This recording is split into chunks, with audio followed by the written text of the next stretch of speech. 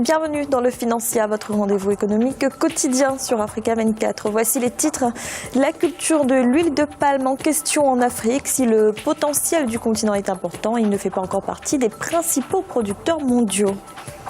La Côte d'Ivoire se dotera de 2 centres agricoles d'ici 2016. L'objectif est de former les jeunes aux nouvelles techniques et d'accroître les principales productions du pays.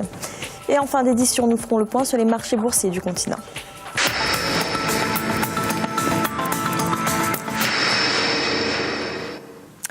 Le palmier à huile dispose d'un fort potentiel agricole sur le continent. Les transactions foncières menées par les gouvernements, les possibilités de microcrédit et les régimes fiscaux favorables comptent parmi les facteurs qui rendent la culture de l'huile de palme particulièrement attractive en Afrique. Birama Saonera. Originaire d'Afrique, l'huile de palme est au cœur des traditions et de la vie de nombreuses communautés au monde. Pourtant, le continent africain ne fait pas partie à l'heure actuelle des grands producteurs mondiaux d'huile de palme. Toutefois, le Nigeria se distingue avec une production de 910 000 tonnes par an. À cela s'ajoute la Côte d'Ivoire avec une production annuelle de 390 000 tonnes. Les transactions foncières menées par les gouvernements, les possibilités de microcrédit offertes par les établissements bancaires et les régimes fiscaux favorables comptent parmi les facteurs qui rendent la culture de l'huile de palme particulièrement attractive. L'huile de palme est une composante essentielle pour l'économie et pour la sécurité alimentaire sur le continent africain. L'Afrique, berceau originel du palmier à huile, est désormais au centre de toutes les convoitises de multinationales de l'agroalimentaire. Cependant, la production de cette denrée est confrontée à de nombreux défis. Il y a un potentiel important, énorme en Afrique en matière de production d'huile de palme. Simplement, ce potentiel n'est pas sans risque. Il n'y a pas d'études suffisantes sur l'impact environnemental de cette production d'huile de palme. Donc, il faut améliorer la qualité de cette production, mais aussi mettre en place des infrastructures en termes d'industrialisation qui permettent de capitaliser cette production dans certaines régions africaines qui restent artisanales. La culture du palmier à huile est confrontée au problème de la déforestation. Elle suscite également la controverse dans certaines régions du continent. Les difficultés liées à l'accaparement des terres subsistent.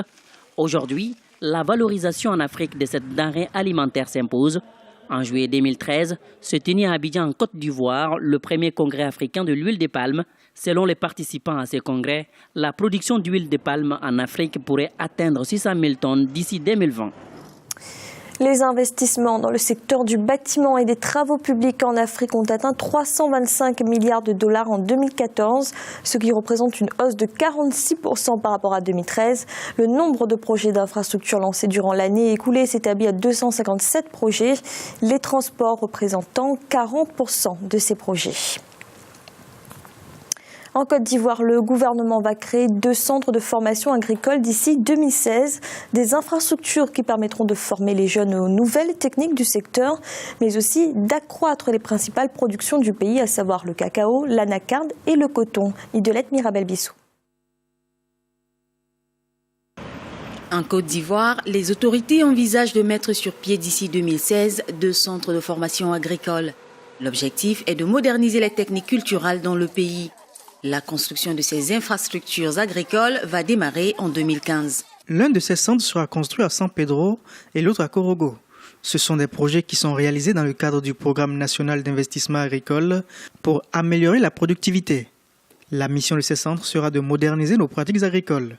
Le centre de San Pedro sera spécialisé dans le café et le cacao, tandis que celui de Korogo se chargera du coton et de l'anacarde. En 2014, la Côte d'Ivoire s'est classée en tête des pays producteurs de cacao au niveau mondial avec 1 741 000 tonnes. Le pays est aussi devenu premier transformateur de la denrée en janvier 2015 devant les grandes puissances occidentales. La formation d'une nouvelle génération d'agriculteurs pour améliorer la productivité en Côte d'Ivoire sera effective en 2016. C'est une bonne chose. Ça va créer déjà des emplois.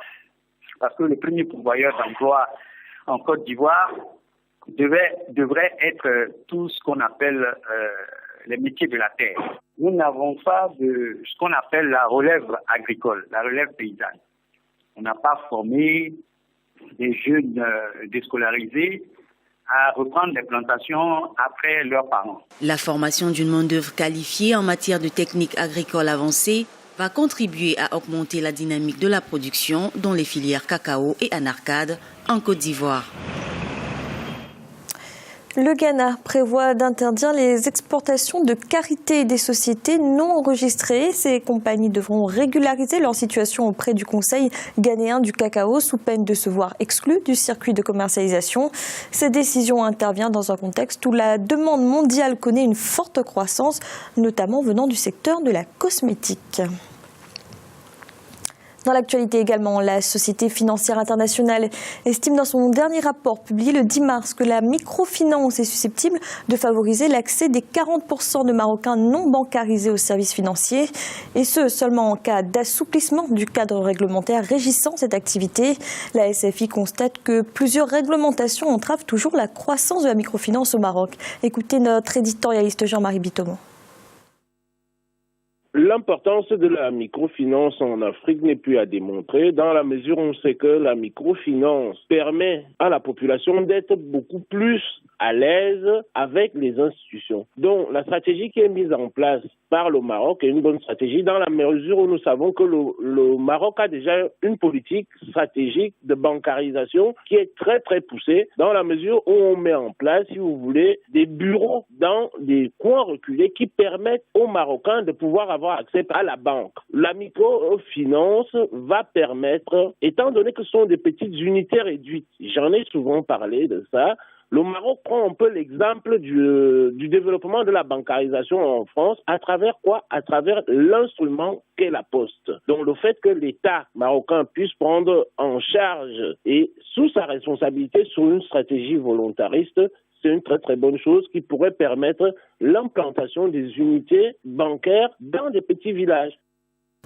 Il est à présent l'heure de faire le point sur les marchés boursiers africains. En Afrique australe et Océan Indien, l'indice All Share de Johannesburg était en hausse de 1,02%. Celui de Nairobi gagnait 0,11%. La bourse de Maurice diminuait de 0,33%. Et l'indice du Botswana progressait de 0,31%. Du côté de l'Afrique de l'Ouest et centrale, l'indice nigérian grimpait de 0,34%, la BRVM d'Abidjan chutait de 2,06% et la bourse du Ghana augmentait de 0,15%. En Afrique du Nord, enfin, l'indice tunisien a enregistré une hausse de 0,36%, l'indice égyptien gagnait 0,67% et la bourse de Casablanca baissait de 0,18%. C'est la fin de cette édition du Financiable. Merci de nous avoir suivis. On se retrouve bientôt pour un nouveau rendez-vous de l'économie.